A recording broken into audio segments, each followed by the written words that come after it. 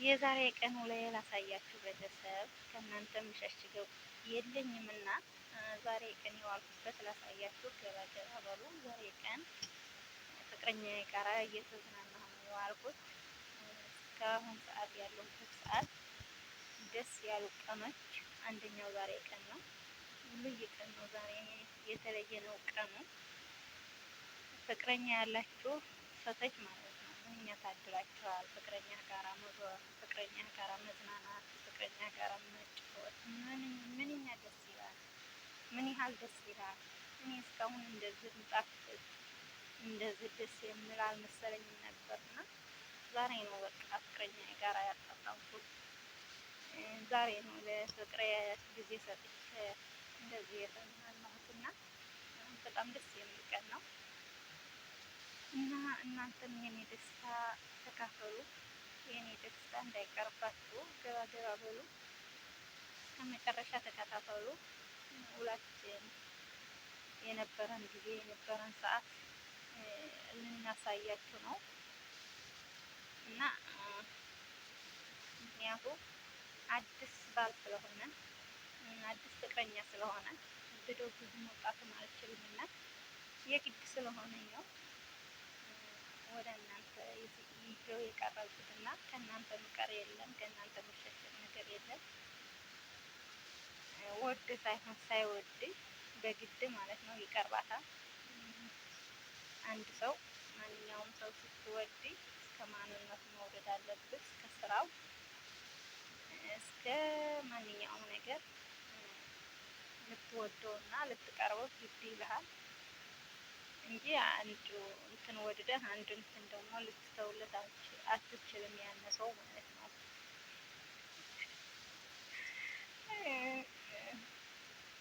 ይኸውላችሁ ሰዋግ ነው ሰውየው። ከዛ አለ ትንሽ ቀንጨፍ አድርጌ ላሳያችሁ ብዬ ነው። እሱ ግን ሳያየኝ ሳያይ ቀንጨፍ አድርጌ ነው ለእናንተ ለቤተሰቦች የማሳያችሁ እንጂ እሱ ካሜራ አልወድም እንዳልኳችሁ፣ ብዙ ካሜራ ስለማይወድ። ምክንያቱም ቀስ በቀስ ወዶ ሳይሆን ሳይወድ ወዶ ሳይሆን በግድ ቀስ በቀስ ይቀርባታል፣ ቀስ በቀስ ይመጣታል እና ላሳያችሁ ትንሽ ቀንጨፍ አድርጌ አስገብቼዋለሁ። አይታችሁት ይሆናል ብዬ ተስፋ አደርጋለሁ። ይቅርታ ለአማርኛው ይቅርታ፣ ብዙ አማርኛ ስለማልችል፣ እሱ ደግሞ አማርኛ ስለሆነ ለሱ እያወራህ ነው። ትንሽ ትንሽ ለምተን ነው አሁን ማለት ነው። አይ መታደል መታደል እኮ ነው። አማርኛ መለማመድ ብዙ ልፋት አለው እያስተማረኝ ነው። እኔ ደግሞ ትግርኛ አስተምረዋለሁ፣ እሱ አማርኛ፣ እኔ ደግሞ ትግርኛ ማለት ነው። እንደዛ ብለን እንግባባለን፣ ችግር የለውም።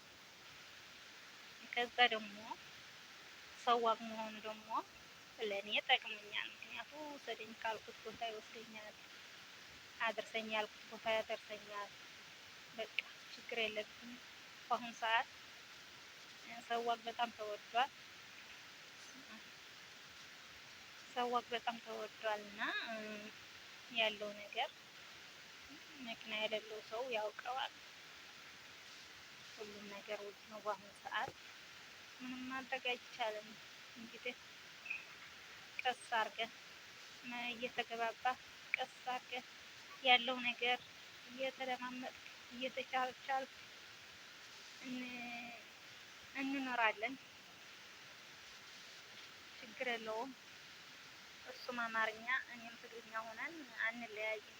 በቋንቋችን እንግባባለን። እሱ በአማርኛ ያወራኛል፣ እኔ ደግሞ በትግርኛ እመልስለታለሁ። ይሰማል፣ ትግርኛ መመለስ አልችልም። እኔ ደግሞ አማርኛ እሰማለሁ፣ መመለስ አልችልም። እና ለዛ ደግሞ እኔ በቋንቋ እመልስለታለሁ፣ እሱ ደግሞ በቋንቋው ይመልስልኛል። እንደዛ እያልን ያለው ነገር እንግባባለን። አይዟችሁ። ከእናንተ የምጠበቀው ፍቅር ምኞታችሁ ግለጡልን። ምክንያቱ አንድ ሰው ወድቆ አይቀርም። አንደኛው ስጥለው አንደኛው ያነሳዋል። በአንድ ስትወድቅ በአንድ ደግሞ ትነሳለህ። በአንዱ ስትከፋ በአንዱ ትደሰታለህ። እና የህይወት ጉዳይ ነው ያለ ነው። ምን ይደረግ? ምንም ማድረግ አይቻልም። የህይወት ጉዳይ ስለሆነ ይቺ ዓለም 9 ናት። ዓለም 9 ከመሆን አንጻር ደግሞ እስካለን ድረስ እንደዛ እያልን ነው እየተቻቻልን መኖር ነው እንጂ አንተ እንደዚህ ነህ አንቺ እንደዚህ ነህ ብለን እንትን የምንለው ነገር የለንም። ባለን ነገር ምህን ተባብለን ተደማምጠን መኖር የምንችል ሰዎች ነን። አሁን መኖር የምንችል ሰዎች ነን እና አንድ ሰው ከበላ ከጠጣ ማሰብ ግድ ነው።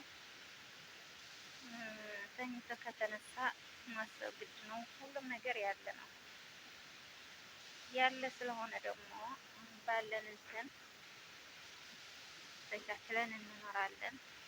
ቀርቶ በስደት አይደለም በሀገራችንም ያለ ነገር ነው። ችግር የለውም። ሰው በመሆን ነው የምታከብረው። ሰው በመሆን ነው የምትችለው፣ የምታዳምጠው እና የምትሰማው ሰው በመሆን ነው እንጂ የገሌ እንትን ነው የገሌ እንትን ነህ አይባልም። ሁሉም ነገር ተደማምጠን ተቻችለን መኖር ነው። ቀርቶ ፍቅረኛ አይደለም እና ማንኛውም ሰውም ቢሆን በፍቅር ከያዝከው በፍቅር ካዋራኸው ብለህ ካዳመጥከው ሁሉም ነገር ማይሆን የለም ይሆናል። ስለመሆን ያለው ነገር ስለመሆን ተባብለህ በፍቅር ተደማምጠህ ተቻችለን መኖር ግድ ነው። ይቺ ዓለም 9 ናት። ሞላ ማሰብ ዓለም ጎደሎ ስለሆነች ነገን ሞት ዛሬን ሞት ስለማናቅ እስካለን ድረስ በፍቅር እስካለን ድረስ በጸባይ መኖር የኛ እንትን ነውና የኛ አስተሳሰብ የኛ አስተሳሰብና የኛ ችሎታ ስለሆነ በዛ ደግሞ ተቻችለን መኖር አለብን። በሰዎች ወገኖች ይህን ሁላ እምላችሁ ደግሞ ከስድብ ነፃ ከአንዳንድ ነገር ነፃ የሆነ ኮሜንት እጠብቃለሁ። ከአስተሳሰብም ይሁን ከስድብም ይሁን ነፃ የሆነ ምክሬ፣ ሀሳብ፣ ድጋፍ እቀበላለሁ። ስድብ ምንም አያስፈልግም። ዘረኝነት፣ ፖለቲካ ምንም አያስፈልግም። አንድ ሰው ያለው ነገር የራሱ በልቶ የራሱ እንትን ብሎ እስከምኖር ድረስ ምንም አልፈህ ልትናገረውና አልፈህ ምንም ነገር ልትለው አትችልም። ምክንያቱም አንተ አይደለም የምትያበላው፣ አንተ አይደለም የምትሰራለት፣ አንተ አይደለም የምታኑረው። ራሱ ሰርቶ ራሱ አስቦ እስከኖረ ድረስ ማንኛውም ሰው ራሱ ለራሱ መሆን አይችልም። አንተ የተናገርከው መልስ መስጠት ደግሞ አያቅተውም። እያንዳንዱ የራሱ አስተሳሰብ አለው፣ የራሱ ምላሽ አለው። አንድ ሰው ዝም ሲል አያቅም አይደለም ወይም አልችልም አይደለም። ይለፈኝ ነገ ሌላ ቀን ነው፣ ይቅርብኝ፣ ጸብ ይቅርብኝ፣ ፍቅሬ ይሻለኛል፣ ዝም ብዬ ላሳልፈው እያለ ነው እንጂ መመለስ አቅቶት አይደለም፣ ምላስ አቅቶት አይደለም።